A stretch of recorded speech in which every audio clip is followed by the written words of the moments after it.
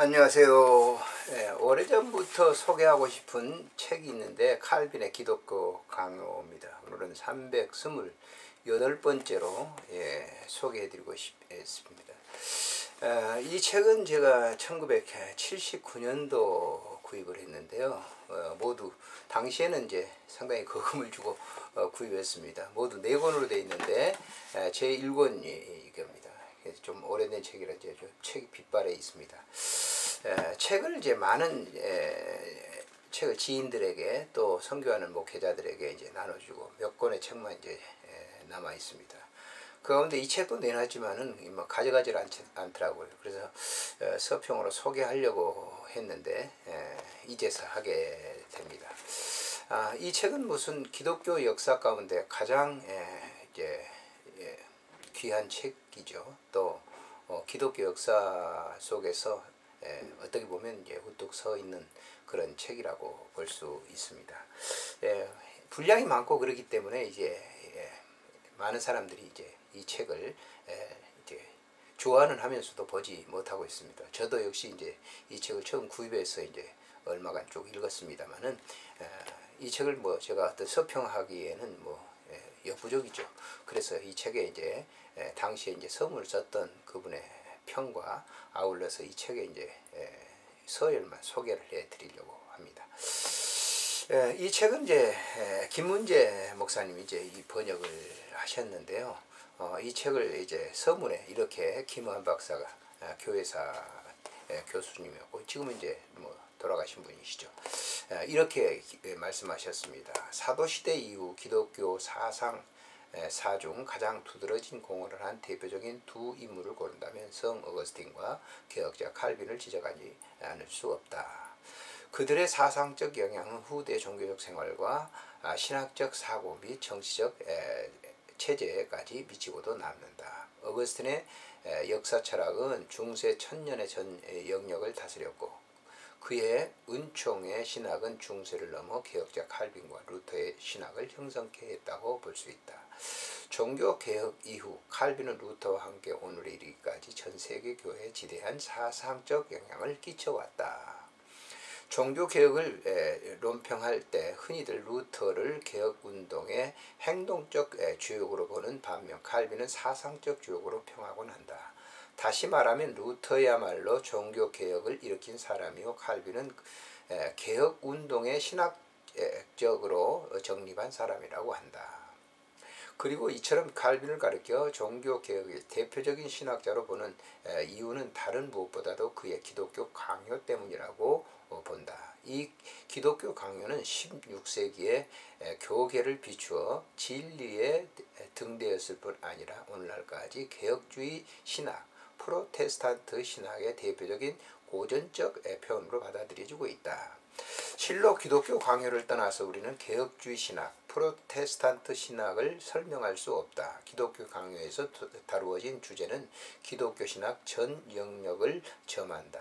그 포괄성은 어떤 신학 사전에도 지질 수 없으며 그 성서 인용의 정확성은 어떤 성서 신학의 추종을 불허할 것이다. 그 이론의 논리의 정연성은 어떤 조직신학에도 능가하며 교부 문서의 고전에 대한 정통성은 역사 신학적 가치를 덧붙여준다. 본서를 대하는 사람이라면 칼빈 사상의 전개 특이성, 즉 성경이 가는 데까지 가고 성경이 쉬는데 쉬는 계시적 존재성을 쉽게 표현한 것이다. 하나님을 아는 일은 인간의 자율적 사색의 결과가 아니라 어디까지나 하나님의 말씀을 마음 문을 여는 데 있다는 사실을 처음부터 끝까지 강조하고 있다. 그러기에 칼빈은 처음부터 이성을 바탕으로 하여 기독교를 변정하려고 시도한 중세신학의 논법을 버리고 하나님의 말씀을 믿음으로만 알 수 있는 계시 의존론법의 사용을 주저하지 않는다. 이렇게 쓰인 책이기 때문에 하나님의 말씀에 대한 신앙의 기본 자세가 없는 독자는 그럴 수 없이 무의미한 것이 될 것이다. 기독교 강요는 단순한 것이 아니라 썸마 프로테스탄트로 보아야 할 것이다. 이 점에서 칼빈의 기독교 강요는 단순한 하나의 신학 교과서에 그칠 수 없다. 우리는 교회사적으로 칼빈의 공헌을 평가할 때 그가 남긴 제네바 목회적, 업적이나 당대의 신학, 교육적 기여한 이런 것들보다 훨씬 지대하고 영속적인 것을 손꼽을 때 기독교 강요라는 단어를 할 수 있을 것이다. 그래서 이제 이 기독교 강요에서 말하고자 하는 것은 우리 인간의 이성으로서의 판단, 그 이성이 기준이 되는 게 아니라 하나님께서 먼저 마음속에 임재하는 것, 그 임재를 믿고 보았을 때 바로 볼 수 있는 그 하나님이라고 하는 것을 여기서 얘기해 주고 있습니다. 말씀을 드렸듯이 기독교 강요는 모두 4권으로 이렇게 돼 있는데 그 4권에 대한 짧게 이렇게 설명을 이렇게 해놓은 것을 말씀을 드리고자 합니다. 기독교 강요 전편의 방법과 편집 순서 또는 주제에 대해서 합니다. 맨 앞에는 이제 기독교 변증적인 것을 설명을 하고 있습니다. 본 기독교 강요를 저술함에 있어서 저자가 다른 주제는 두 가지다. 즉 전반부 하나님에 관한 지식을 알려서 복된 영성으로 인도하고자 하며 후반부는 우리들 자신에 관한 지식이다. 이를 염두에 두고 저자는 모든 크리스찬들이 잘 알고 있는 사도신경의 순서를 간단히 따르기로 사도신경의 순서를 따라서 이 4권을 저술했다고 말합니다. 사도신경 내부 즉 첫째 부분이 하나님 아버지, 둘째 성자 예수, 셋째가 성령, 그리고 넷째가 교회 등으로 순서되어 있으므로 본서를 저술함에 있어서도 사도신경의 순서를 따라 4부분으로 구분하였다. 그러면 이를 좀 더 쉽게 다음과 같이 각 부분으로 나누어서 따로 설명하는 것이 매우 좋겠다. 제1권 신론, 인간론입니다. 사도신경의 첫째 조목은 하나님 아버지에 관한 것으로 우주 만물의 창조 보존과 주관을 말하며 모두 그의 전능을 말해준다. 따라서 본 강요의 1권도 하나님에 관한 지식을 다루었는데 하나님이 전능한 분으로서 우주 만물의 창조자요 보존자요 통치자임을 설명하고 이를 장별로 소개를 했습니다. 제1장 2장에는 창조에 관한 참 지식은 무엇이 되며 이 지식의 목적이 무엇인가를 보여주고 제3장에서는 이 지식은 세상 학교에서 배울 수 있는 것이 아니고 각자의 모태로부터 이에 습득하고 나온다는 내용이다. 제4장에서는 그러나 인간은 부분적으로 무지와 부분적으로는 고의적인 악한 죄로 본래 습득한 이 지식을 눌러버리고 부패케 할 만큼 전적으로 타락하였다. 그리하여 이같이 부패된 지식으로는 의당 인간의 본분인 하나님을 영화롭게 하거나 축복을 얻지도 못하게 되어 있다. 제5장 이하에는 이 내적 지식은 외부의 도움 곧 하나님의 지으신 피조물로서 물속에서 거울을 들여다보는 것 같이 하나님의 완전성을 예상할 수 있는데도 불구하고 인간들이 이러한 이점을 잘 이용하여 도움을 받지 않는다. 그래서 하나님께서는 자신들의 구원을 위하여 하나님이 더 친밀하게 알고자 하는 자들에게 친히 잘 보여주기에 기록된 말씀을 전해 주신다. 그리하여 다음으로 성경 말씀을 생각하는데 물론 성경 가운데는 하나님이 하나님 아버지뿐만 아니라 성부, 성자, 성령 등 삼위일체 하나님이 천지 창조주가 되시며 우리는 타고난 타락성 때문에 나면서부터 갖고 있는 선천적 지식으로든지 세상이라는 아름다운 거울을 통해서든지 그를 알지 못하여 결국 영화롭게 하지 못한다는 사실을 가르쳐 주었다. 여기서 저자는 성경에 계시는 하나님과 그것에 관련하여 삼일체 교리를 다루었다. 그러나 인간들은 자신들이 자발적으로 죄를 지어 맹목이 되고서 그 책임을 하나님께 돌리는 일이 많으므로 저자는 하나님의 형상, 자유의지, 원래 등들을 설명하며 원래 의 등을 설명하여 인간이 처음 어떠한 상태로 창조되는가를 해설했습니다.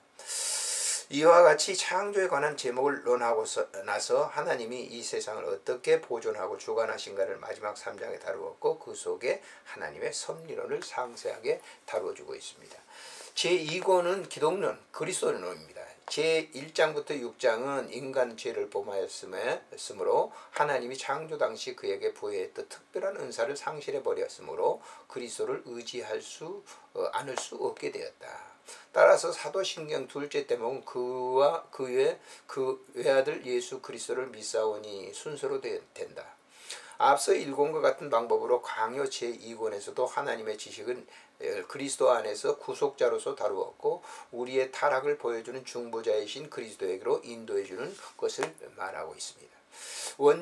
원죄라는 제목이 여기 논술되었고 또 타락한 인간은 자기 자신 속에서 허물과 임박한 저주를 피하는 어떤 방법도 없다는 것을 말하며 반면에 그가 화목과 소생되지 않는 그로부터 나오는 것 모두 죄의 근성에 감염되어 있음도 말했습니다. 이 내용은 6장까지 상세히 다루었습니다. 이와 같이 인간은 자신의 힘으로서 더 이상 그 죄의 함정으로부터 헤어날 수 없고 또 어떤 좋은 생각이나 선행을 하면 하나님께서 기뻐 받으실 것으로 생각하면서 행함을 통하여 자신의 치유를 기할 수 없으므로 할 수 없이 그 밖 사람 즉 그리스도를 통한 구속을 찾지 않을 수 없게 되었다는 것을 설명했습니다. 제 7장부터 12장까지는 여기서는 하나님이 인간에게 율법을 준 목적이 우리로 하여금 그에게 경배할 자들을 확보하기 위하여서가 결코 아니고 그들을 그리스도에게로 인도하는 몽학선생 구실을 하는 데 있습니다. 그리하여 도덕법인 십계명 해석이 다음에 나오게 됩니다. 율법 아래 있는 유대인에게 있어서는 그리스도께서 구원의 주장자로 알려져 있으나 복음 아래 있는 자들에게 더 충분히 계시되어 온 세상에 나타나셨습니다. 그러므로 여기서 두 언약 즉 구약과 신약, 율법과 복음의 유사점과 차이점에 관한 교리를 설명했습니다. 이들 제목을 12장까지 다루었습니다. 13장부터 17장까지는 그 다음에 완전한 구원을 얻기 위하여 영원하신 하나님의 아들이 인간으로 강림하사 참 인성을 가지실 필요가 있었다는 점을 설명했습니다. 그뿐 아니라 신성과 인성이 어떻게 한 사람 그리스도를 이루었는가를 설명했습니다. 그 다음엔 그리스도께서 그의 공로로 우리를 위한 완전한 구원을 사고 또 이를 효과적으로 적용시키기 위하여 선지자, 제사장, 왕 세 가지 직분을 행할 것을 논의했습니다. 그리스도께서 이들 직분을 행하는 방도를 논하고 그가 진정 구속의 역사를 완성하였는가 여부를 논하였습니다. 그래서 여기서 그리스도 죽음, 부활, 승천에 관한 조목을 해석하였고 결론 17장에 가서는 저자는 그리스도께서는 과연 우리를 위하여 하나님의 은혜와 구원을 줄 공을 이루신 분이라고 올바르게 그리고 정당하게 말할 수 있다는 점을 증명했습니다. 제3권에서는 성령론 말세론인데요. 제1장부터 1장 2장은 아무리 그리스도가 구세주라 할지라도 그가 우리로부터 떨어져 있는 한 우리는 그로부터 아무 혜택도 받을 수가 없게 됩니다.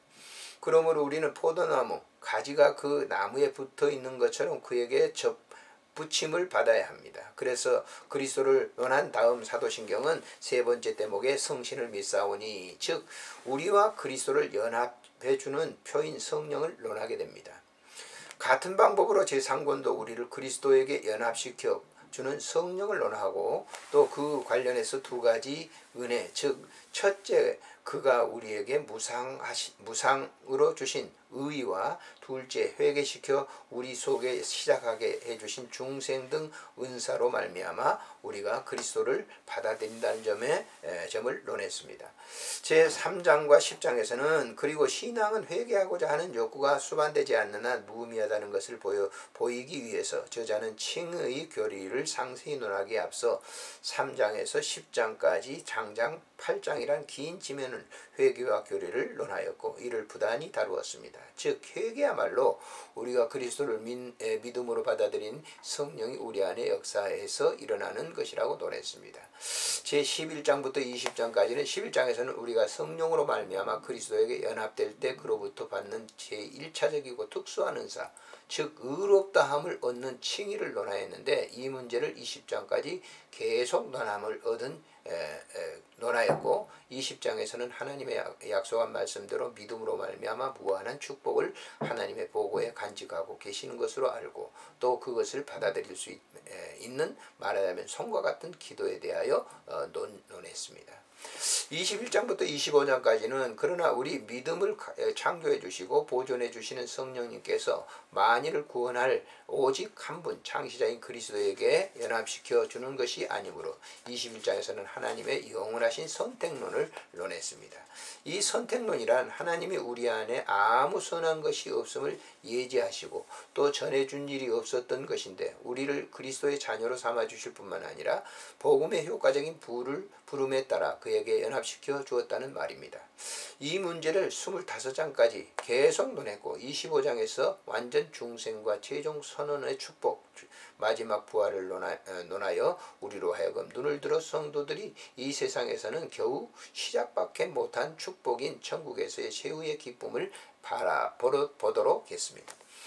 제4권에서 교회론 실천신학인데요. 제1장부터 13장까지는 성령님은 아무나 무턱대고 다 그리스도에게 붙여주시거나 믿음을 주는 분이 아니고 또 믿음을 부여해 줄 때도 아무 방편 없이 보통 경우처럼 주시는 것이 아니고 그 목적을 위하여 복음을 증거하고 성례를 집례하고 모든 종류의 권징을 행하는 등 모두 합하여 하는 것이므로 사도신경에 거룩한 공회를 믿사옵니다 라고 했는데, 물론 여기서 공회라고 하는 것은 교회를 말하는 것으로 교회가 전에는 영원히 죽을 수밖에 없는 처지에 놓여 있었으나 하나님 아버지께서 거저 주시는 선택으로 말미암아 그리스도 안에서 그의 기뻐하시는 뜻대로 화목을 이루고 성령의 은사를 입혀 그리스도 안에 접붙임을 받고 교회의 머리 대신 그리스도와 교통할 수 있도록 해주셨으며, 그 때문에 영원한 속죄를 위한 은총의 강수가 흘러나와 영생애로의 완전한 회복을 가능케 하는 복락원의 강수가 흘러나오게 되어 있다. 제14장부터 20장까지는 따라서 4권의 처음 13장에서는 교회를 다루었고 그 이후에는 영적으로 죽은 우리를 효과적으로 불러주시고 교회를 보존시키기 위하여 성령님께서 방편으로 사용하시는 세례와 성찬을 다루었습니다. 이들 두 방편으로 말하자면 왕 되시는 그리스도의 주권이라고 할 수 있는데, 이 주권으로 그의 성령 효능을 통하여 교회 안에서 그가 신령한 통치를 시작하심에 현세에서는 매일매일 이를 증진시키고 이 세상이 끝난 세계에서는 이를 방편으로 쓰지 않고 이를 완성하시는 것입니다. 이 제목을 20장까지 다루었습니다. 그리고 이 세상에 사는 동안 세상 정부, 그리스도의 영적인 왕족과 구별되지만 이 세상 정부들이 교회의 친절한 접객소인 때문에 저자는 그것들이 얼마나 복스러운 것인가를 라는 것을, 즉 우리가 나그네인 이 세상 장막을 떠나 하나님께서 항상 계신 하늘나라 기업을 얻을 때까지 교회는 감사한 마음으로 이들을 축복하고 축복을 인정해야 한다고 다루고 있습니다. 결론 마지막 부분으로는요, 이상에서 본 강요의 편집 내용인데 이를 한말로 요약한다면 다음과 같이 말할 수가 있겠죠. 인간은 처음 죄 없이 바르게 창조되었으나 후에 부분적이 아닌 전적으로 타락해버려 자기 스스로는 전혀 할 수 없는 비참한 상태에서 전적으로 그리스도 안에서만 구원을 얻게 되며 미래의 일을 할 수 있거나 못하거나 모두 미리 아시면서도 그것에 상관없이 그저 주시는 성령에 의해서 그리스도에게서 연합되어 두 배의 갑절의 축복, 즉 죽어 무덤에 갈 때까지 우리와 항상 함께 해주시는 의의 완전한 정가와 그리고 중생의 날이나 부활의 날에 마침내 완전하게 하실 때까지 날마다 증진시켜줄 성화의 시작 등 갑절의 복을 받게 됩니다. 그리하여 이 축복은 우리로 하여금 하늘에 있는 하나님의 맨션에서 영원 무궁토록 하나님의 놀라운 은총을 감사하도록 하기 위해서 주신 것입니다. 이렇게 이제 결론을 이렇게 짓고 있습니다. 아무튼 이 기독교 강요는 기독교 전반적인 모든 것을 이렇게 다루고 있는 그런 이 책입니다. 근데 이런 책들을 이제 좀 약간 길고 장황하고 그렇기 때문에 읽지 않습니다. 그리고 이제 이 책을 쭉 보면 인용 구절들이 있어요. 근데 칼빈이 얼마만큼 성격에 해박한 사람이었는가를 인용 구들을 이렇게 보면서 우리가 이렇게 잘 알 수가 있죠. 소위 이제 성경에 보면 이제 그 요절들을 서로 그 성경 구절을 인용하고 있는 이제 성경 구절들을 보게 되는데, 바로 이제 칼빈은 이 기독교 강요에서 성경 전체를 이렇게 뭐 좀 이렇게 얘기하면 좀 죄송하지만은 통달했다라고 이렇게 볼 수가 있죠. 그래서 이제 시간이 되신다고 하면 이 기독교 강요 책을 한번 사서 일독해 보는 것이 기독교인으로서 어떻게 이 세상에서 살아야 될 것인가 하는 그런 삶의 이 방법론을 알게 될 것입니다. 특히 이 기독교 강요에서 주장하고 강조하고 있는 이 얘기는, 우리가 이 세상에서 이제 뭐 살아있는 그 기간 동안 준비 기간, 하나님 나라의 영원한 그 나라에서 그할 준비적인 그런 단계이기 때문에 뭐 과히 이런 것에 신경 쓸 필요가 없다라고 하는 그런 점이죠. 그래서 이 기독교 강요를 좀 일독을 여러분들에게 권장하고 싶습니다. 안녕히 계십시오.